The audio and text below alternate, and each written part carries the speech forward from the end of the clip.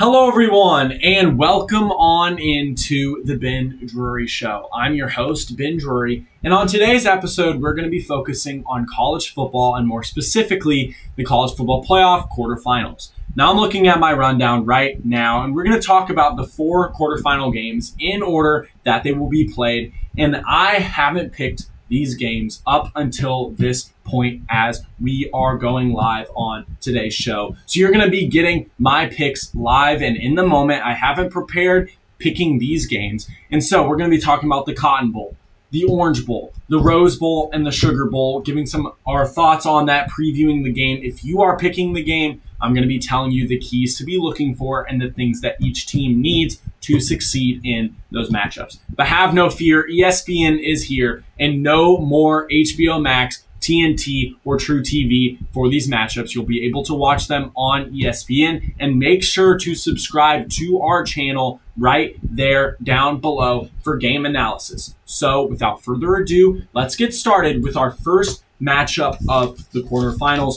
which is the Goodyear Cotton Bowl Classic. Now, this is a matchup. It says down there that Miami is the second team in the country, which is not true. They are seeded 10th in the country, but they are facing off against Ohio State, who is the second best team in the country. We're using the odds by FanDuel, and Ohio State, up until this point, is favored by 9.5 points, which at face value, that is a very, very large spread, which is true. However, that is not the full story of this matchup.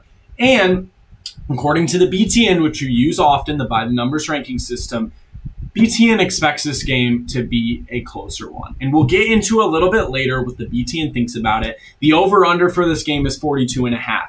Now, this is a matchup between 12-1 Ohio State and 11-2 Miami. Two very similar teams offensively.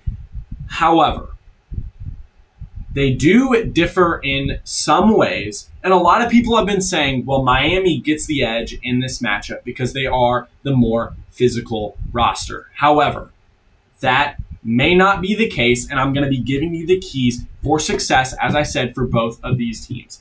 Now, for Ohio State, the question that needs to be answered is that will the Buckeyes bounce back from their one loss to Indiana, just like they did last year when they bounced back after they lost to Michigan in the game?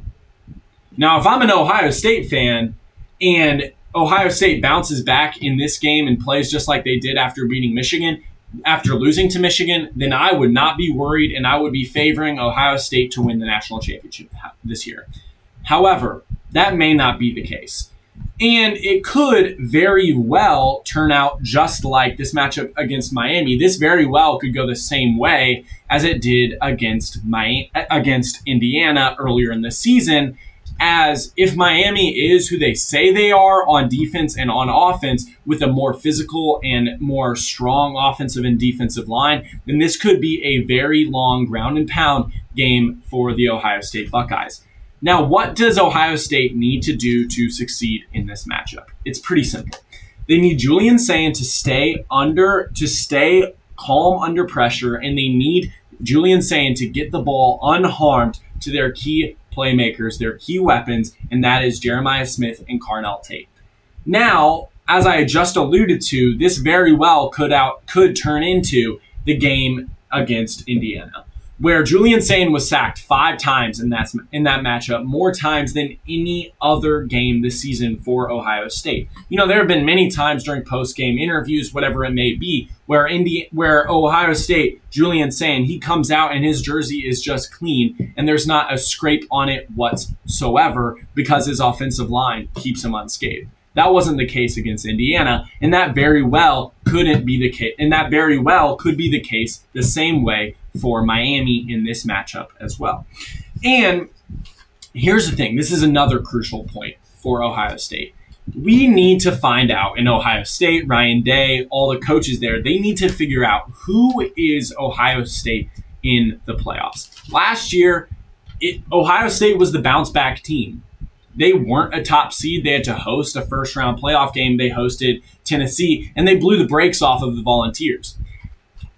Now, is Ohio State that team where they bounce back from a loss to Indiana and just forget about it and continue to play better than they have all season long and look like the undisputed national champion?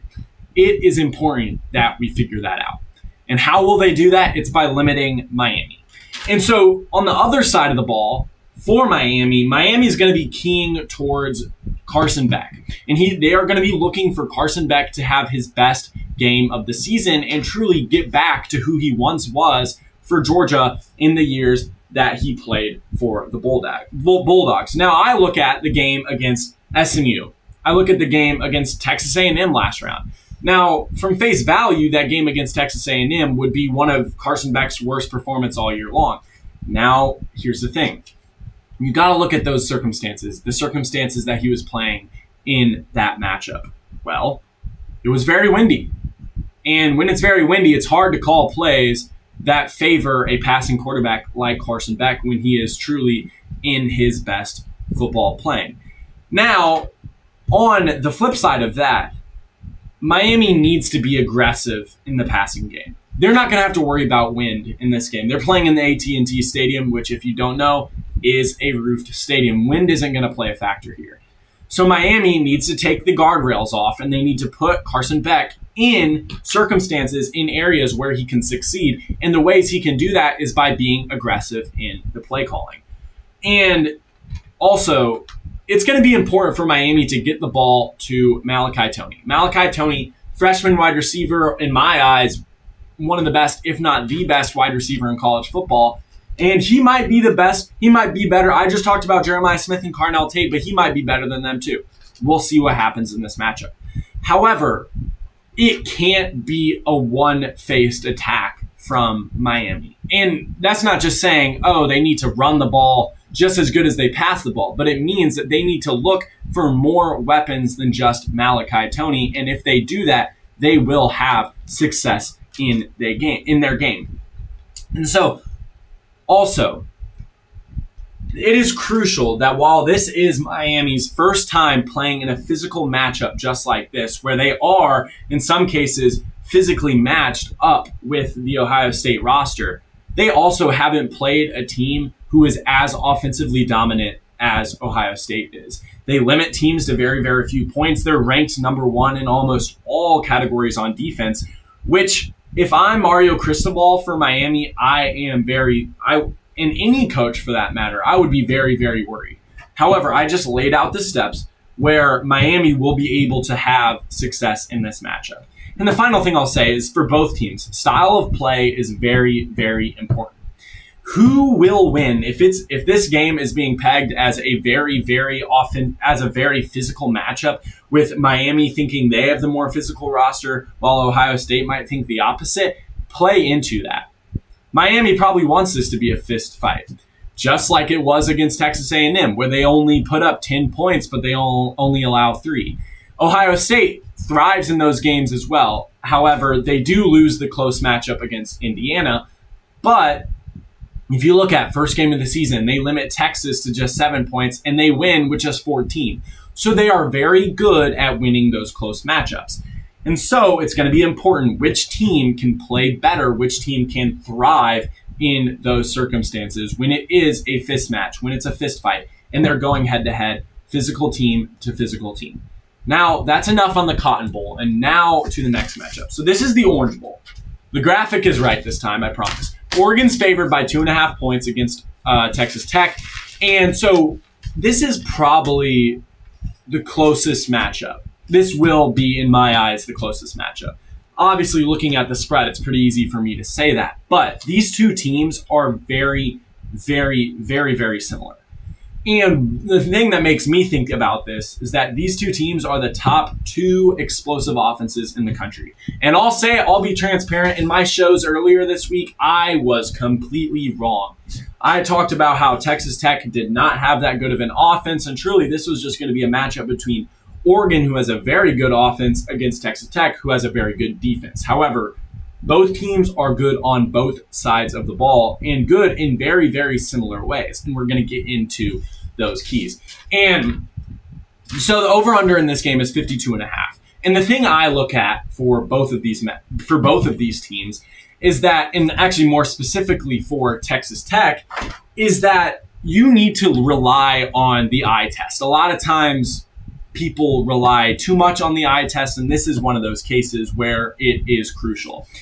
And why is that? Well, Texas Tech plays in the Big 12. Really, their two big wins are against BYU, and they're the only true ranked wins they have in their resume. And their next best win is against Utah. And I'm looking at the stats right now. They have the 5th best yards per game, the 10th best pass yards per game, the 28th rush yards per game, that's very, very good on the offensive side of the ball. And could really do Oregon and make the game for Oregon a very, very tough one. However, will we see those stats truly play out? I have this sheet of paper in front of me, but will the game play like that? That's not true. That might not be the case. It could be, though. But it is important that we find out early on in this matchup. And I have written here that they haven't been tested out of the Big 12, and that's the truth. And keying into those two BYU games, BYU is a great, great team. And what I kind of think about whenever I'm trying to think, okay, how will this game play out for Texas Tech? And BYU is very, very similar to Oregon in, schemes or whatever it may be. But what Texas Tech was able to do in those matchups was just shut down BYU, limiting them to under 10 points in both matchups. And that's hard to do on any level, but especially against a team like BYU, who's the 12th best team in the country. So whenever Oregon or whenever Texas Tech is facing off against a team same record, and Texas Tech is an underdog in this game, which I don't believe to be true, it is going to be important for Texas Tech to truly play better or the same as their stats say. And the same is true for Oregon.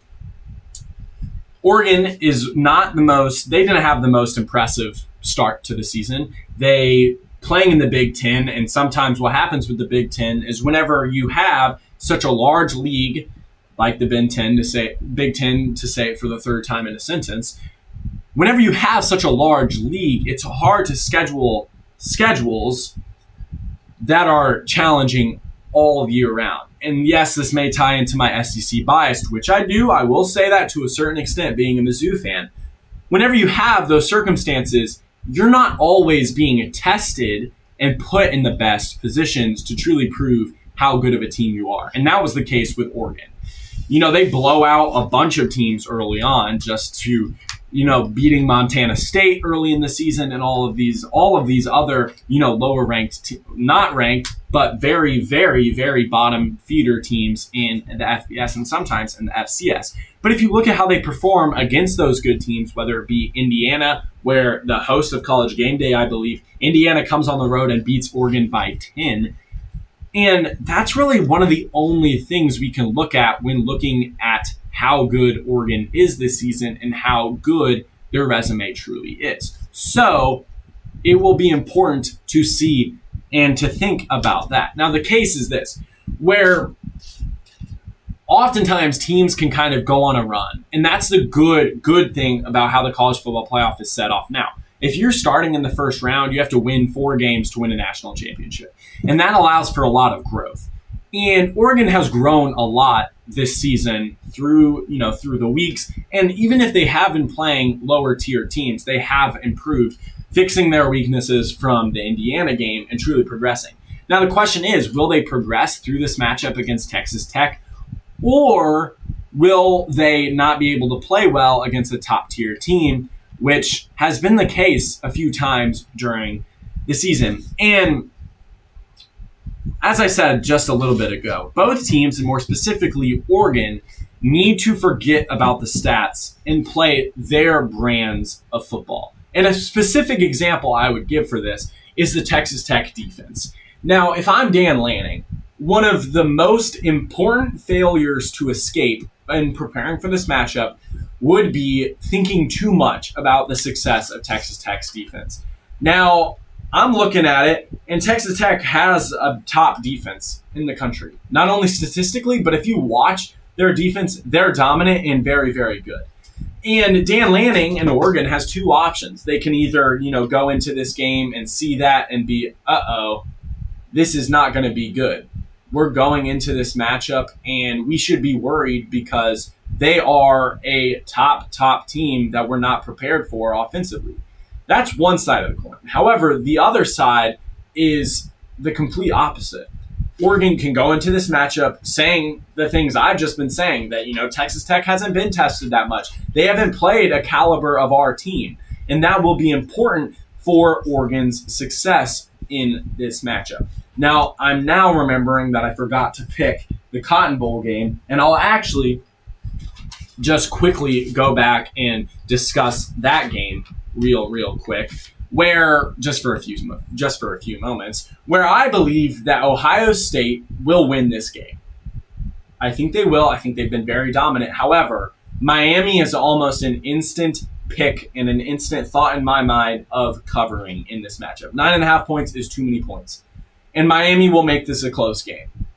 I think they will lose by a field goal. I don't think it will be a high scoring game whatsoever. And 42.5 looks to be a very good spread. But if we're looking at the BTN, it favors Ohio State by just 6.5 points and with an over-under at 53.5. So that instantly keys me to picking Ohio State to win. However, Miami is going to cover in this matchup. Now back to the game we were just talking about. Texas Tech is going to win this game. The BTN has Texas Tech predicted to win by just 0.5 point, and they're favored by just 0.5 point. And that's very, very important to think about. And so I would pick that way. And actually, I think Texas Tech will win by more than 3 points, covering Oregon's spread for them. They will win by 3 points, if not a touchdown. And I've just laid out the keys to do it. I don't think Oregon has been tested enough. I don't think they've faced a caliber defense like Texas Tech. And I think Jacob Rodriguez in that defensive front is going to overwhelm Dante Moore and those offensive weapons. And it will be a low-scoring game. However, I think Texas Tech will come out of this game. The over-under set at 52.5 by FanDuel. I think it will go under that bar. However, I think Texas Tech will win this matchup and will win by a somewhat decisive margin and possibly even a touchdown. Now, moving on to our third matchup of a four-game stretch. Now, the Rose Bowl by Prudential pins two very, very good teams. And before I start talking about these two teams and their offensive, defensive schemes, what they're good at, whatever it may be, this is also a very good coaching matchup as well. Kalen DeBoer coached at Indiana as an offensive coordinator, and Kurt Signetti is a member of the infinite Nick Saban coaching tree. So they're both familiar on these two teams. However, we've seen a large amount of growth for both programs, whether it be Indiana flipping from one of the worst teams in college football to the number one team in the country, or Alabama shifting from one of the most dominant forces in the sport to not one of the best. They're still in the college football playoff. I'll give Kalen DeBoer credit for that, but they're nowhere near reaching the standard as of late that Nick Saban set for the Crimson Tide. Now, that very well could stop in this matchup for Alabama. And among these two teams, I think that the best 3 wins in the country come from these two teams. Now, if you look at it, the wins are Alabama beating Georgia at their home field, and then Indiana beating Oregon and also Ohio State. So these two teams are very, very well tested. However, that spread sits at 7.5 for Indiana, and I believe since checking, it's moved to 6.5 for Indiana. So that would pin this game as not a close one, but definitely, or it's not a close one in the definition of it being a tie ball game into the closing minutes of the fourth quarter and coming down to a field goal.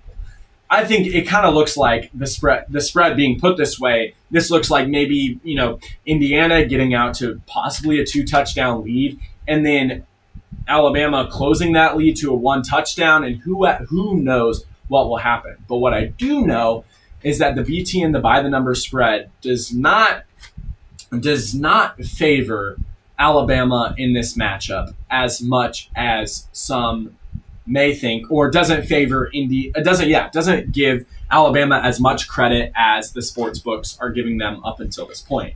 Why is that? Indiana's favored by 13.5 points, according to the BTN. Do I agree with that spread? I don't know. I don't agree with that spread very much. However, I think it does signal that Indiana has a somewhat high probability of, if the BTN is correct whatsoever, it has a very good chance of covering and winning by more than 6.5 to 7.5 points, and possibly winning by a touchdown and a field goal. So take that how you will. Well, let's get into some of the facts. It is important for Alabama in this matchup to play like Alabama. Well, yeah, that seems pretty simple. That sounds like a good resume or a good recipe for anyone to have success in college football. But in Alabama's case, it's been very hard for Alabama to do that this season. If I'm looking at the games right now, in the Georgia game, in the SEC championship game, they got dismantled. That's considering, they were missing out on their top running back. They were missing out on their key weapon. They were missing out on that side of the ball. But Alabama hasn't been good running the ball all season whatsoever. And Georgia was able to limit Alabama's success in the pass game, which Alabama has been able to do pretty well this season up until this point. And I'm just looking at it, the first quarter against Oklahoma was the second time this happened this season. It was the same story. Alabama played the brand of football that Oklahoma wanted them to play, just as Georgia did in the SEC championship game. Now, what does Alabama need to do? They need a very, very precise pass attack to not only win, but also to just be competitive in this matchup, even in a loss. If they don't want to get blown out, which Indiana has the power to do, Alabama needs to be precise in the passing game. That means Ty Simpson needs to complete passes at a very, very high rate. And he cannot throw interceptions. In the past few weeks, Ty Simpson has thrown interceptions that have been costly to the team's success. And Ty Simpson and Alabama cannot afford for that to happen again. And so here's the thing, though, is that Alabama is very one-dimensional in their offensive success. And that's okay. And to a certain extent, they've been able to own it. However, there have been some cases where they haven't.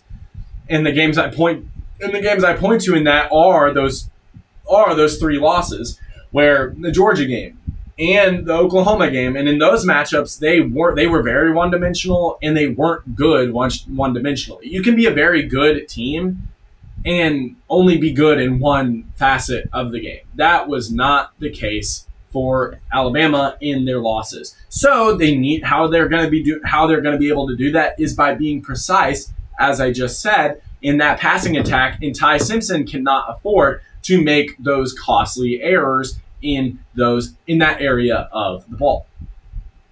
Now, Alabama has the key weapons to be able to do that. Latsia Brooks, great game in that Oklahoma, the second quarter to second half comeback. Jermaine Bernard, with possibly the catch of the playoffs, if not the catch of the year. However, I think Omar Cooper on the other side of this game would beg to differ. And also, Ryan Williams, I have it written on here, Ryan Williams sometimes.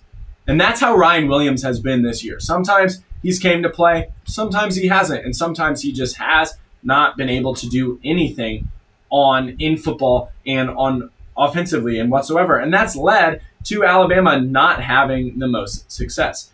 So Alabama needs to be good in the pass game. And if the run game isn't coming, because it probably won't, because Indiana is very, very good in defending the run, they need to be able to move on and do the pass game even better. Make sure they're not making special team mistakes and making turnovers, because that that touchdown coming off of the turnover, a pick six, a kick return touchdown, whatever it may, a fumbled punt, a scoop and score, whatever it may be, those 7 points could very well be the difference in this game. I've talked a lot about Alabama, but I need to get back to talking a little bit about the number 1 team in the country, Indiana.